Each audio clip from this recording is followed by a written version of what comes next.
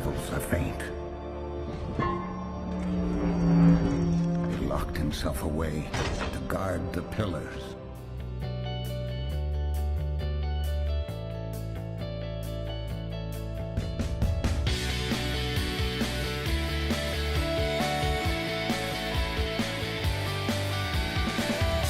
Hey, what's happening, my fellow geeks on the internet? I'm TGun coming at you with another video. This time I've got my custom Studio Series Transformers, I think number 16, Ratchet, based off how he looks in Dark of the Moon.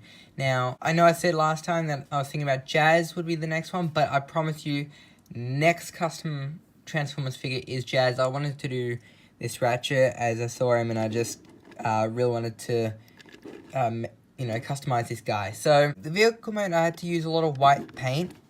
And white doesn't look too good. That's why it looks kind of messy. It's because it's, I don't know, it's white paint's a pain in the butt to work with. So his vehicle mode doesn't look the best, but once we get to his robot mode, it looks so much better. And to be honest, I'm not going to be displaying these in their vehicle modes. So yeah, I just want to get that out of the way. But starting off with his accessory, we do have his machine gun that he has throughout all the films. I did dry brush some metallic grey over this, and it is a little bit inaccurate as I was unable to paint this in green. I wasn't able to paint like any other green details onto the main, like I guess the robotic parts, because my green paint, you know, it doesn't really match the green plastic here, and it's all clumpy. Like, it's not how the paint's supposed to be in the jars. Just, I don't know, it's all clumpy and gooey and stuff. So yeah, I really need to fix that up. But anyway, this gun looks really cool. I dry brushed it in the metallic grey, and I also just painted some metallic grey parts, just, you know, just to give it a little bit more detail and just make it pop out a little bit more. And I really love how this gun looks. I love displaying Ratchet with this gun. So yeah, so come to the vehicle itself. So as you may see throughout the whole vehicle, I have done silver dry brushing, which I did dry brush some silver all the way throughout, because Ratchet doesn't really get too, like, worn, you know, battle damage. Aside from Age of Extinction, he doesn't really get too battle damage. But what I wanted to do was just dry brush a little bit of silver, so it's kind of like in Dark of the Moon, you know, during the Battle of Chicago, you know, just a little bit of weathering here and there, just to make it pop out and not be too plain. But yeah, so I painted over all this white that you see on here. Is all hand painted by me. It was originally just grey plastic, and it did not look good, you know, the grey, because I don't know why, but they chose to do the mold with grey plastic, so that's why I've repainted it in white. And like I said before, the white paint isn't the best. I think this area here, like, I guess over here is probably the best, but, like, you know, on the top's all messed up with a little bit of weathering and stuff. You know, just some of the white paint doesn't look too good. You know, I think the shoulder portions look pretty good. Other than that, it's not really the best, and honestly, I'm kind of fine with it. Because like I said, I'm not going to be displaying him in vehicle mode, because I always prefer the Transformers in their robot mode, because that's where they look the coolest, in my opinion. But one thing I did want to mention before I transform him is that these pieces up here, this, I guess, rack kind of thing up here, it is custom. Now, okay, so I have to give a shout out to TF Nation Studios, because I was going to be doing, like, something that Optibotimus and that toy guy did with the top, because when you transform a Studio Series Ratchet, and I'll have a picture up now, you can see that this, like, part on the top of the vehicle just hangs down below where it should be, and just looks all ugly. And I was originally going to just unscrew this part here, like what Optibotimus did in his review of, I think it was the Transformers 1 and 2 Ratchet vehicle. So he just unscrewed it, and then he could play around with it. But what TF Nation Studios did is he showed a modification that he did where he actually cut this into 3 pieces. So I took inspiration of that and did this to my figure as well. So where I've cut is, first off, I unscrewed it so I could work it out. But I cut it right here where the joint is, so that way it can bend. And it's still good to keep this wheel on instead of taking it off, as the wheel allows it to tab the back piece in place. That way it's not going to be floppy and moving everywhere. So I've still wanted to keep the wheel there just for where it plugs in. I've cut it here, just so that way this can then still move, and this will be like on his back. And then I also cut down here for this other little piece here, just, you know, so that way it can still stay in place. That way, when I get glue, I am going to actually glue this, like all this down, so that way it's not going to be removed. But that's what I really wanted to do, and really wanted to point out to you guys. So that is one modification that you can do to this figure if you do have one of these, and that, you know, you just want a simple modification, just so that way, you know, like when he's in robot mode, it doesn't look ugly with this hanging down off his back just so low as it does. I think it hangs to like down to behind his knees, and it just looks ugly. That's like that was my biggest gripe. But with this modification, it just fixes that right up, and it just looks so much better.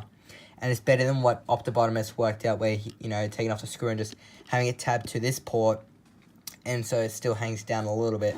This way, you know, is just a lot better. But, you know, like I said, you can do the Optibotimus method where you just take this out and then just keep this pad in here, like tabbed in here, if you don't want to cut it, and that way it still hangs low. But let's get straight into the transformation. So I'm still going to show the transformations in this, in case you've never actually seen it, and you just, you know, want to see how to actually transform it without having to look in this video and stuff. So these videos will still show the transformations, and it's in the name, guys. If you don't want to see the transformation, just skip it. I'm not gonna cut that out, because come on, it's in the name of the figures. So what you want to do is you want to lift up the back here just to loosen it a little bit.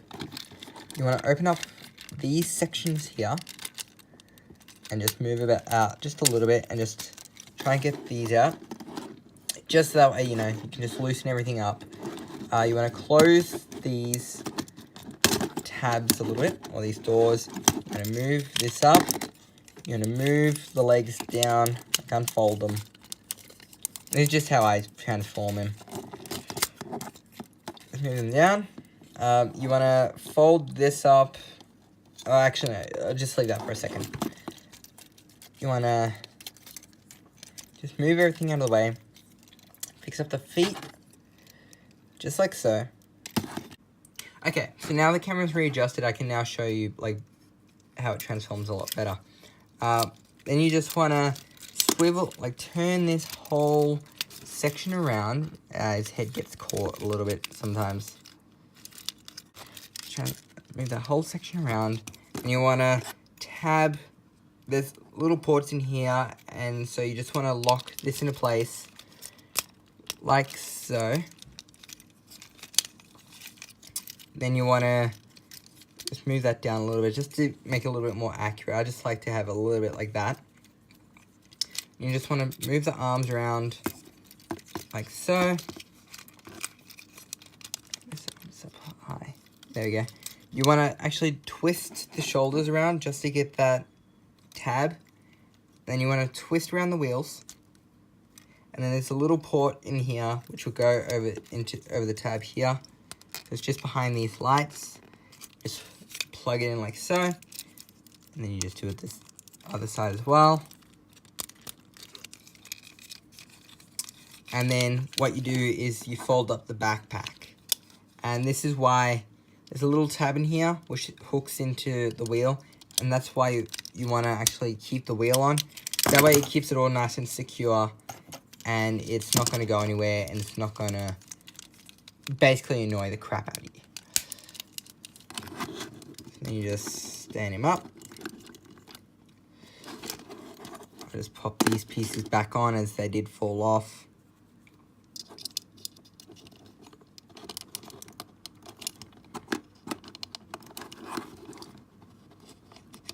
So yeah, like I said, I will get some glue and then I can fix that up. And then there you go. Okay, so there we have him in his robot mode. So I really love how this guy looks. And like I said, I did do a lot of silver dry brushing just because it looks really plain without the dry brushing, in my opinion. So I just wanted to just add a little bit of weathering. And he, you know, he never gets damaged enough besides from Age of Extinction to really warrant black dry brushing like what I did with Bumblebee. So yeah, I just did this silver and it looks pretty cool. So what I did mostly, as you can tell, is I went over all the grey plastic in a metallic grey paint. Now the metallic grey is a great paint to use. You know, it's right in between gunmetal grey, which would have been way too dark for this figure, and just, you know, silver, which would have made the him look way too bright. So the metallic grey is a great paint for the robot mode. Anyway, so this is probably what I'm going to use for most of the Autobots. And then what I did was, if I can zoom it in a little bit, with this arm, for example, you can see it is all metallic grey.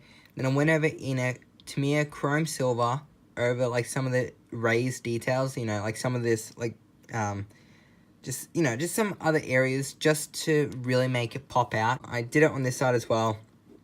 And basically, a lot of the raised areas, I just went over in like a chrome silver just to really make it pop out and just make some other details just really, you know, stand out and actually just add a little bit more to the character, because it looks really plain with just the metallic grey. And I added some chrome silver in there and there. If I lift that up, you can kind of see, like in here, I added the chrome silver. It's just kind of hard to see.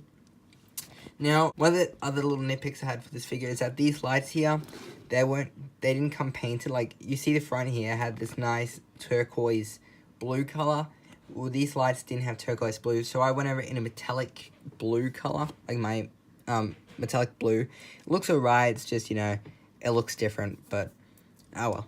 It looks pretty good. And for the face, I added some more metallic grey and some silver just to the face, just to give it like a little bit better paint on the face. I added some silver up here. I'm not sure if it's 100% accurate, but I still wanted to add it. And on the back, I did some silver dry brushing as well. So, as you can see, I did some silver dry brushing, like, almost everywhere. Like, just to give him some weathering. Like, you can see it there and there. You can see all the metallic grey and some of the chrome silver. See the knees. And then you can just see down his feet. I had the metallic grey in this part here. I did silver and stuff, so yeah, I'm kind of glad with Ratchet is that he doesn't have a whole lot of, like, you know, green and yellow, which I had to paint, or green and white, which I would have had to paint. He's got like a lot of robotic bits, and it's just, all the green is just the plastic, and I'm really glad that I didn't have to paint it, because like I said, the paint it looks like all clumpy and at the moment, and it just would have looked terrible. Plus, it's a different type of green. So if I can actually find where I put the gun, here's the gun, and I'll just put that in his hand like so, and it just, he displays nicely with the gun, in my opinion, with it all weathered. I'm really happy with how this figure turned out. I also did some dry brushing of silver on the wheels just to give it a little bit of weathering. I may go over in some tans when I get that in, just to add a little bit of, you know, dirt and stuff to it, but I really like the silver on here. So, now what I want to do is I'm going to back the camera up a little bit, and I just want to bring in Bumblebee for a little size comparison. So this Bumblebee is based off the Bumblebee film. I believe it was my last video, and this is just how they scale, and it looks really cool. If I can just get Bumblebee to stand straight, it looks pretty cool, and I think that's around about, I think that's actually size accurate, you know, from the Bay films. I don't have the Studio Series Bay film Bumblebee yet, but I will get him soon, the 07. But that looks pretty good. I like that scaling. So yeah, I don't know if I mentioned this in the last video, but I'm going to be collecting more of these and painting them. The next figure on the way is actually Jazz from the Transformers, you know, the first film. So I have no idea what I'm going to be doing for him yet. I just wait until I get the figures in to work out how I'm going to paint them up. And then next I will get the other Bumblebee. That'll be after Jazz. Then after the other Bumblebee, I'll then start getting some Decepticons, just so that way I can try and keep it even. So I'll get Brawl, Barricade, and probably Starscream, and then I can go back and get Ironhide, Optimus, and Sideswipe, and that'll be my Autobot collection. And then I'll get Megatron, Blackout, and then some of the other Decepticons from Dark of the Moon. I think Crowbar, who was earlier in the series, and I'll get the Transformers 5 Berserker, which I'll transform in a Crankcase, as they haven't made a Crankcase, or that made Crankcase, but it's actually Crowbar just remold. So I'll just get a Berserker and just repaint it and stuff. So yeah, that's basically it for this Ratchet video. Let me know what you think below. I'm having fun really making these figures.